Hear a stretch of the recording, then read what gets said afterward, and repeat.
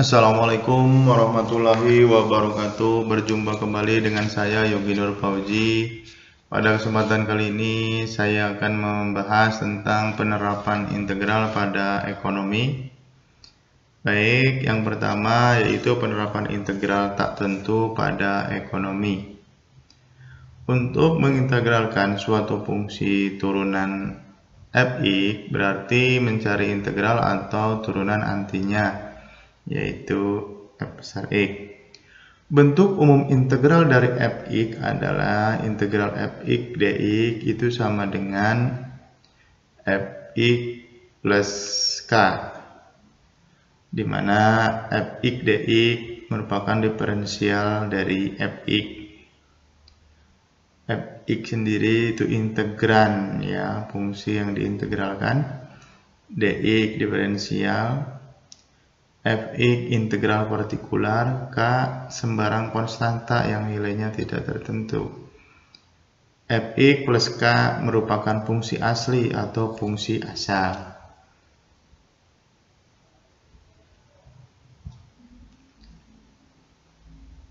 Misal untuk fungsi asal fx sama dengan x kuadrat ditambah 5, fungsi turunannya fx sama dengan dfx per dx itu sama dengan 2x, ya.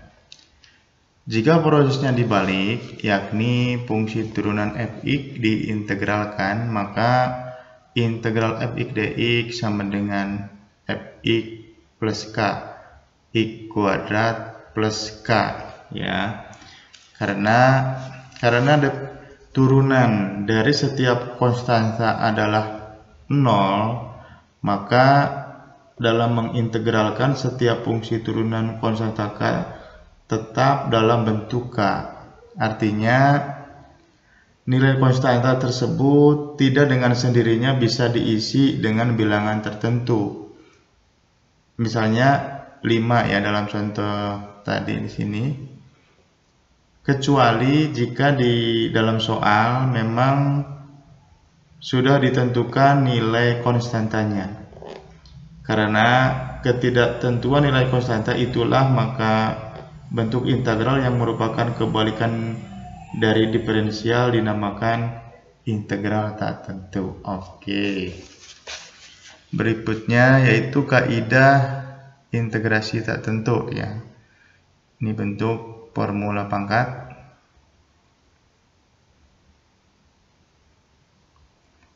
Integral x pangkat n dx itu sama dengan x pangkat n plus 1, ya, pangkatnya dijumlahkan 1 per n plus 1 ditambah k, di mana n tidak sama dengan negatif 1. Ya, ini nanti akan digunakan pada penerapan ekonomi, ya. Selain ini konsep ini harus paham juga ini contoh. Contohnya integral x pangkat 4 dx berarti sama dengan x pangkat n plus 1 per n plus 1 ditambah k sama dengan 0,25 itu dari 1 per 5, ya. X pangkat 5, jadi dari 4 ditambah 1 plus k.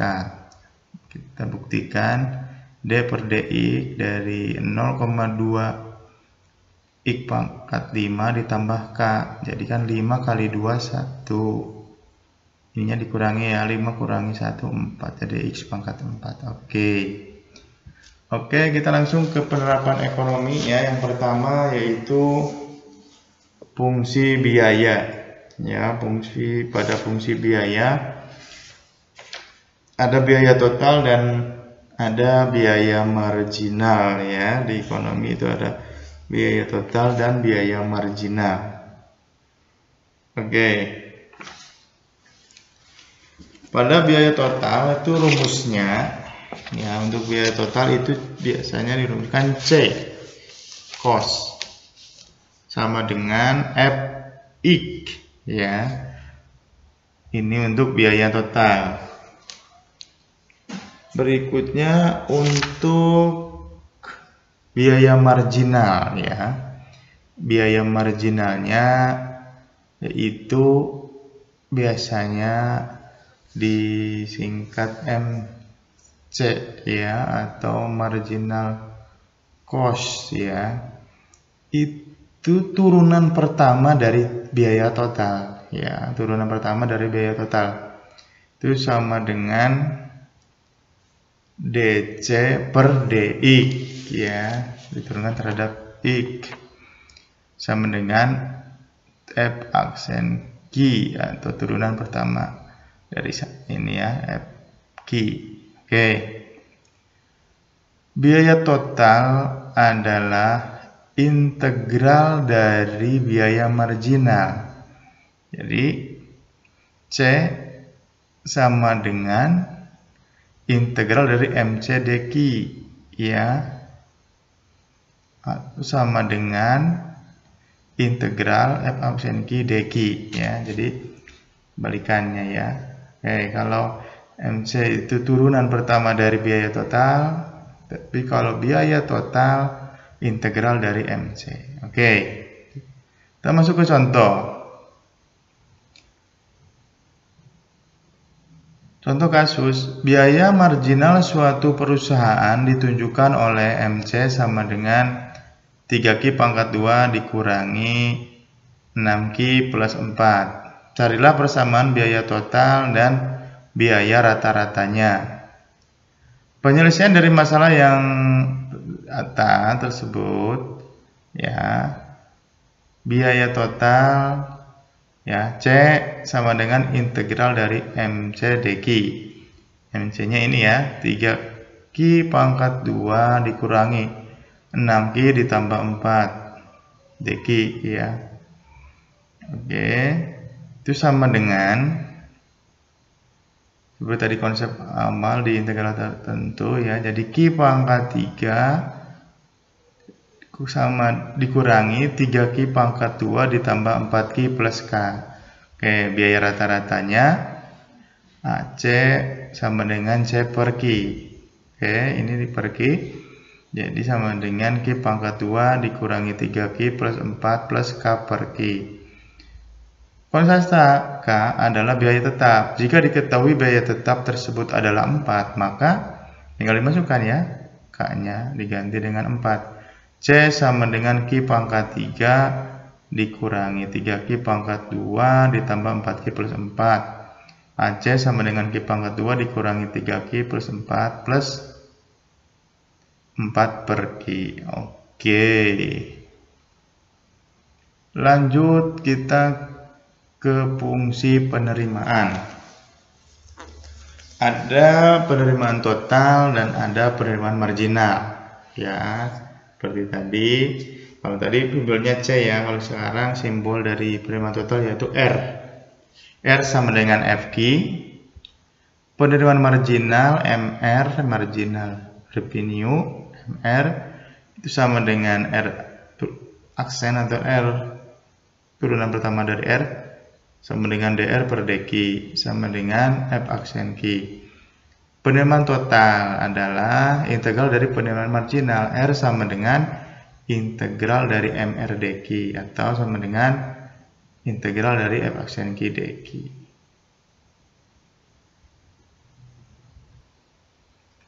Oke, berikut contoh kasus pada fungsi penerimaan. Carilah persamaan penerimaan total dan penerimaan rata-rata dari suatu perusahaan jika penerimaan marginalnya atau MR sama dengan 16 dikurangi 4Q ya. Penyelesaian dari masalah tersebut ya. Jadi penerimaan total R sama dengan integral dari MR dQ. Ini berarti 16 dikurangi 4Q dQ diintegralkan menjadi 16Q dikurangi 2Q pangkat 2. Penerimaan rata-ratanya AR sama dengan R per Q sama dengan 16 dikurangi 2Q. Dalam persamaan penerimaan total, konstanta K sama dengan 0. Sebab penerimaan tidak akan ada jika tak ada barang yang dihasilkan atau terjual. Oke. Selanjutnya fungsi utilitas ya. Utilitas total ada utilitas marginal. Utilitas total berarti U sama dengan FG. Utilitas marginal MU, marginal utilitas, sama dengan turunan pertama dari utilitas total, U aksen sama dengan DU per DQ sama dengan F aksen Q. Utilitas total adalah integral dari utilitas marginal, berarti U sama dengan integral MU DQ atau sama dengan integral dari F aksen Q DQ. Oke. Contoh kasus. Carilah persamaan utilitas total dari seorang konsumen jika utilitas marginalnya MU sama dengan 90 dikurangi 10 Q. Oke, utilitas total sama dengan integral MU DQ. MU diganti 90 dikurangi 10 Q. Jadi ini 90 Q dikurangi 5 Q pangkat 2. Oke.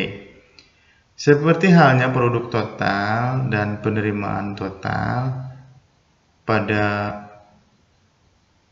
utilitas total ya, konstantanya sama dengan 0, sebab tak ada kepuasan atau utilitas yang diperoleh seseorang jika tidak ada barang yang dikonsumsi. Baik, kita lanjut. Fungsi produksi yang keempat ya, penerapan integral tertentu pada fungsi produksi. Produk total dan ada produk marginal ya, P sama dengan Fx ya, ini untuk produk totalnya, di mana P itu keluaran, X yang masukan. Produk marginal yaitu MP sama dengan turunan pertama dari P sama dengan DP per DX sama dengan aksen I. Jadi ketika kita ketahui produk marginal dan kita di soal ya disuruh mencari produk total, jadi P sama dengan integral dari MP DX sama dengan integral F aksen X DX. Oke, kita ke contoh. Produk marginal sebuah perusahaan dicerminkan oleh MP sama dengan 18X dikurangi 3X pangkat 2. Carilah persamaan produk total dan produk rata-ratanya. Oke, produk total tadi P sama dengan integral MP DX ya, ini 18X dikurangi 3X pangkat 2. Ya, jadi P sama dengan 9X pangkat 2 dikurangi X pangkat 3. Produk rata-rata average ya, sama dengan P per X sama dengan 9X dikurangi X pangkat 2. Dalam persamaan produk total juga konstanta K sama dengan 0, sebab tidak akan ada barang atau P yang dihasilkan jika tak ada bahan X yang diolah atau digunakan. Oke. Berikutnya penerapan integral pada fungsi konsumsi dan fungsi tabungan.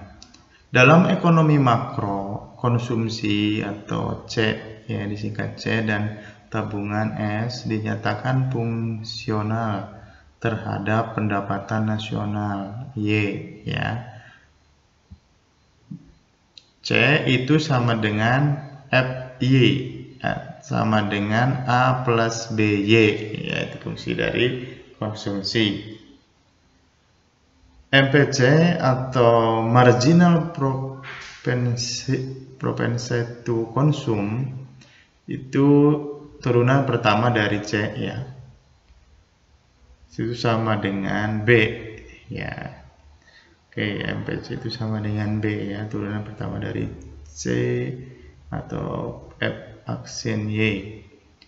Karena Y sama dengan atau pendapatan nasional sama dengan konsumsi dan ditambah tabungan, maka S itu bisa dirumuskan sama dengan GY sama dengan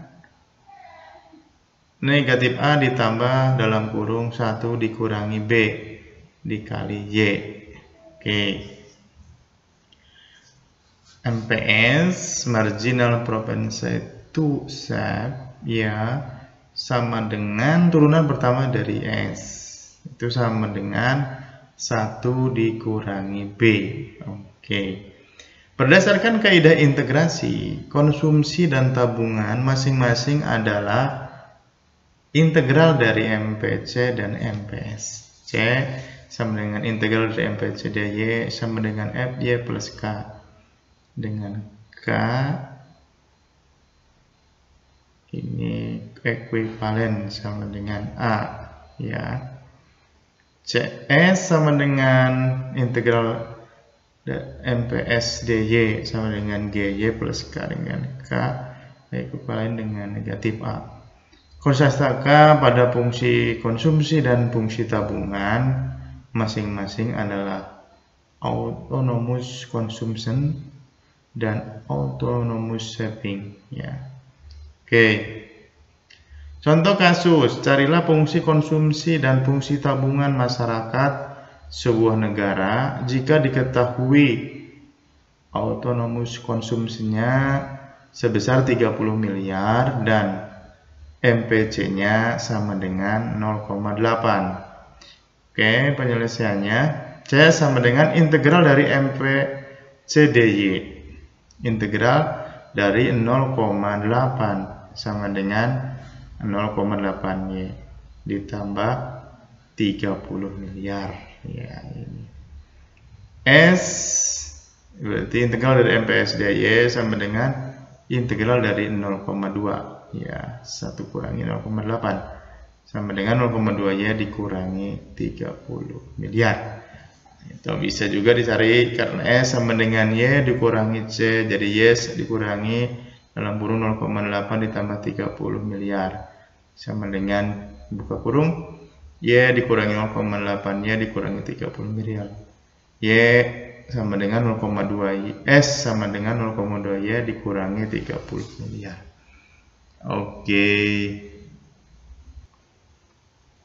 Oke, bagian yang kedua yaitu penerapan integral tentu pada ekonomi, ya. Oke, mungkin saya jelaskan konsep awalnya. Untuk integral tentu ada perbedaan dengan integral tak tentu. Integral tentu adalah integral dari suatu fungsi yang nilai-nilai variabel bebasnya memiliki batas-batas tertentu. Ya, dalam integral tertentu kita temukan bahwa integral fx dx sama dengan fx plus k. Oke. Ini sama ya bentuk ini dengan integral tak tentu. Oke, jika kita ingin mengetahui hasil integrasi tersebut untuk suatu rentangan wilayah tertentu, misal antara X sama dengan A dan X sama dengan B, maaf ini B ya. Oke, ini B.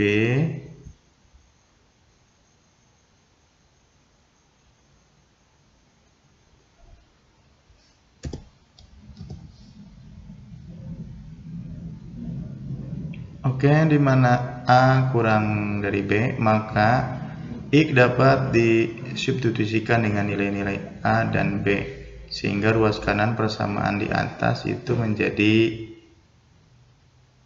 ya, FB plus K, ya,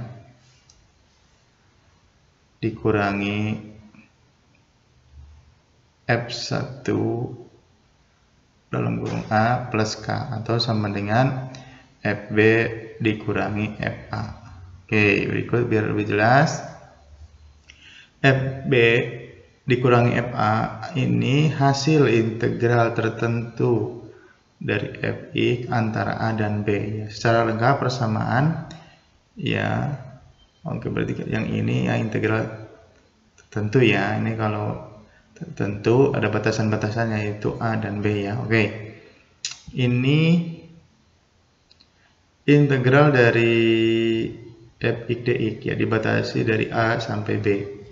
Ya, sama dengan fx AB bersama dengan fb dikurangi fa ya. Oke.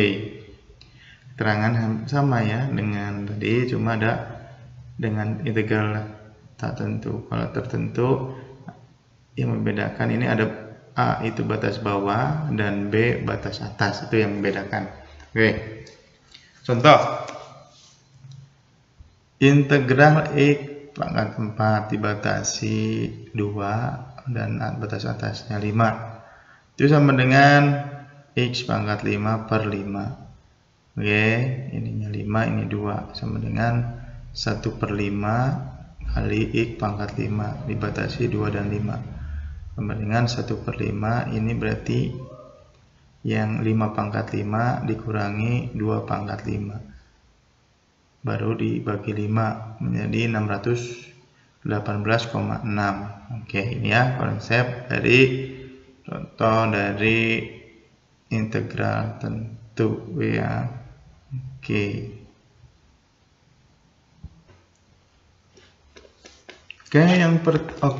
yang pertama itu penerapan integral tentu pada ekonomi, yaitu pada surplus konsumen ya. Surplus konsumen atau consumer surplus CS adalah suatu keuntungan lebih yang dinikmati konsumen berkenaan dengan tingkat harga pasar suatu barang. Oke. Fungsi permintaan P sama dengan FQ merupakan jumlah barang yang akan dibeli pada harga tertentu ya. Sehingga kemampuan membeli konsumen lebih dari harga keseimbangan. Jadi contoh gini, jika tingkat harga pasar adalah P ya, harga pasar adalah P, maka bagi konsumen tertentu yang sebetulnya mampu dan bersedia membayar dengan harga ini ya, dengan harga keseimbangan ya. Ya, yang mampu ya sebenarnya mampu bersedia ya dengan harga lebih tinggi dari harga keseimbangan, maaf ya. Jadi dari harga keseimbangan atau PE ya, biasa juga disimbolkan dengan PE. Hal ini akan merupakan keuntungan ya bagi konsumen, sebab ia cukup membayar barang tadi dengan harga PE. Oke, yang ini yang dinamakan surplus konsumen. Oke, gitu ya. Jadi seperti itu penjelasan untuk surplus konsumen. Oke, kita bentuk rumusnya di integral ya. Besarnya surplus konsumen ketika diintegral ya, pada integral CS atau tadi consumer surplus itu sama dengan integral dari FQ dq ya, dibatasi batas bawahnya 0, batas atasnya QE ya. Oke, QE ini berarti jadi QE ini jumlah barang ya, ini jumlah barang pada titik keseimbangan ya, keseimbangan barang, ini jumlah barang dikurangi QE kali PE ya, pada jumlah barang pada keseimbangan dikali harga keseimbangan. Dalam hal fungsi permintaan berbentuk P sama dengan FQ, atau bisa juga CS sama dengan FP DP ya, dibatasi batas bawahnya PE dan batas atasnya P topi. Oke, dalam hal ini fungsi permintaan berbentuk Q sama dengan EP. F atau P topi adalah nilai P untuk Q sama dengan 0 atau penggal kurva permintaan pada sumbu harga. Oke. Sehingga ini rumusnya ya, jadi kita bisa mencari dengan rumus ini dan juga dengan pakai rumus ini. Oke, contoh kasus ya. Fungsi permintaan akan suatu barang ditunjukkan oleh persamaan Q sama dengan 48 dikurangi 0,03 P pangkat 2. Hitunglah surplus konsumen jika harga pasar padahal 30. Oke. Penyelesaian Q sama dengan 48 dikurangi 0,03 P pangkat 2. Jika P sama dengan 0, Q-nya 48. Jika Q-nya sama dengan 0, P-nya sama dengan 40 atau ekuivalen dengan P topi. Oke, kita masuk gambar grafiknya ini ya. Di sini. Oke. Ya. Q-nya 0, ini berarti Q di sini. Tadi P-nya 40. Oke.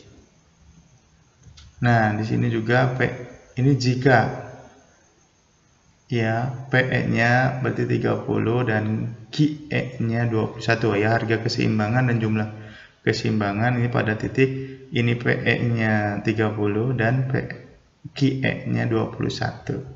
Oke, ini 48 di sini ketika tadi ya, ketika P-nya 0. P-nya 0, Q-nya 48. Nah, ini gambarnya harus seperti ini. Oke. Jadi untuk CS-nya ya pakai rumus yang FV ya. Oke. Berarti PE-nya tadi 30 ya, P topinya 40 ya, dibatasi dengan batas bawahnya 30, batas atasnya 40. Oke. Ini P topinya 40, PE-nya 30. 48 dikurangi 0,03 P ya, betul ya, soalnya 0,03 P. Oke. DP. Oke. Diintegralkan jadi 48 P dikurangi 0,01 P pangkat 3, 40 30 batasan. Sehingga 48 kali 40 dikurangi 0,01 kali 40 pangkat 3 kurung kurawal biar membedakan ya. Karena ini pengerjaan terlebih dahulu ya, dikurangi dalam kurung kurawal ya, buka kurung 48 kali 30 dikurangi 0,01 dikali 30 pangkat 3. Oke.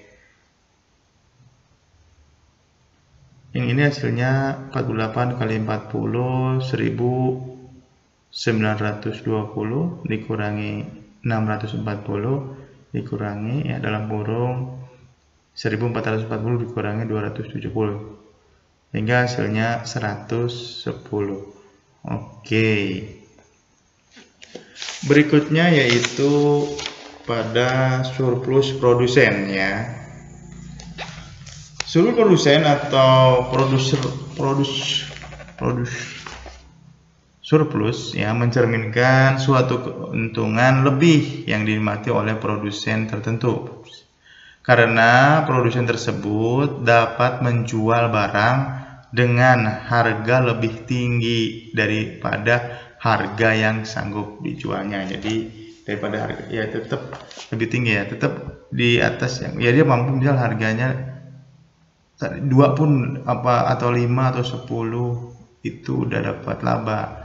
Tapi karena ada ini ya dapat menjual lebih tinggi daripada harga ini ya, itu yang dinamakan surplus produsen. Atau seperti ini ya, jika tingkat harga pasar adalah PE ya, harga keseimbangan, maka bagi produsen tertentu yang sebetulnya bersedia menjual dengan harga yang lebih rendah dari PE, hal ini akan merupakan keuntungan baginya sebab produsen tersebut dapat menjual barangnya dengan harga PE atau lebih tinggi dari harga jual semula yang direncanakan. Ini yang disebut surplus produsen ya. Oke. Semoga bisa dipahami. Oke. Ini rumusan untuk mencari PS ya atau surplus. PS itu sama dengan QE ya, jumlah pada keseimbangan dikali harga keseimbangan dikurangi integral Fi dibatasi 0 sampai QE. Ya, ini pada fungsi penawaran berbentuk P sama dengan Fq.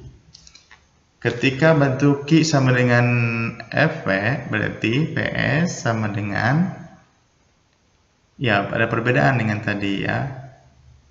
Perbedaannya ini P topinya lihat jadi batas bawah, ini PE-nya batas atas. Kalau tadi disebut konsumen, PE-nya yang batas bawah, P topinya batas atas. Ini kebalikannya ya. Oke, seperti itu. Oke, P topi ini merupakan nilai P untuk Q sama dengan 0. Oke, dengan demikian ya, untuk mencarinya ini, oh ini kurangi ya, bukan kali ya, sorry, ini kurangi. Oke, berarti ini negatif ini di sini. Oke, ini ada kekurangan ya, di sini ada negatif, sorry. Oke. Contoh kasus, seorang produsen mempunyai fungsi penawaran P sama dengan 0,5 Q plus 3. Berapa surplus produsen itu bila tingkat harga keseimbangan di pasar adalah 10? Penyelesaian, ketika P sama dengan 0,5 Q plus 3, maka Q itu sama dengan negatif 6 plus 2P ya, kalau kita berbentuk Q. Oke. P sama dengan 0, berarti Q-nya sama dengan negatif 6. Oke. Q sama dengan 0, P-nya sama dengan 3 atau ekuivalen dengan P topi. Jadi PE-nya situ sama dengan 10, QE-nya sama dengan 14 ya. Oke.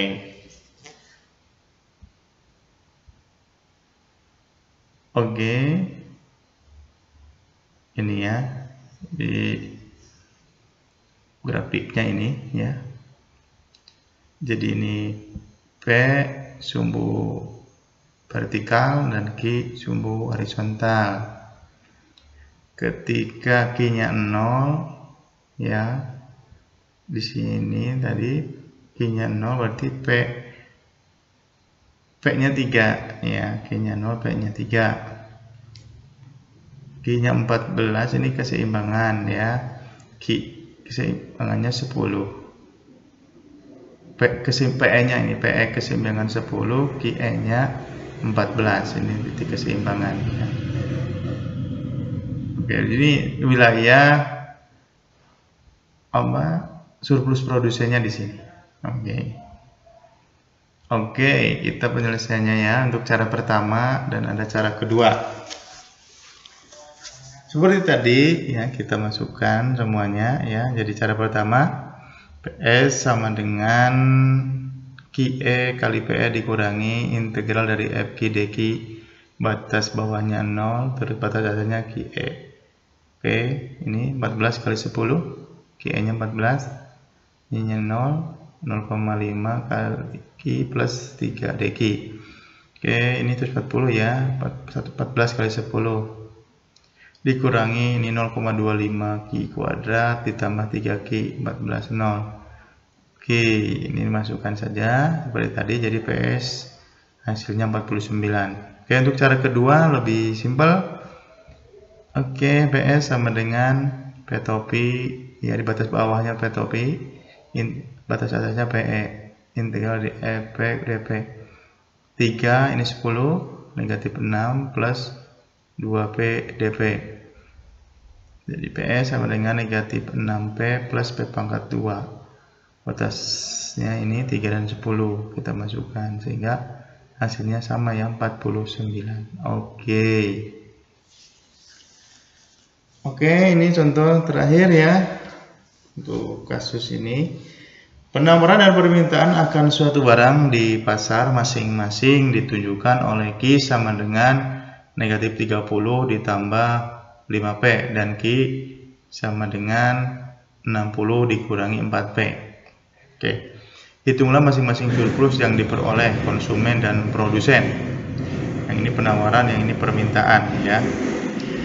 Penawaran Q sama dengan negatif 30 ditambah 5P P-nya berarti sama dengan 6 ditambah 0,02 Ki.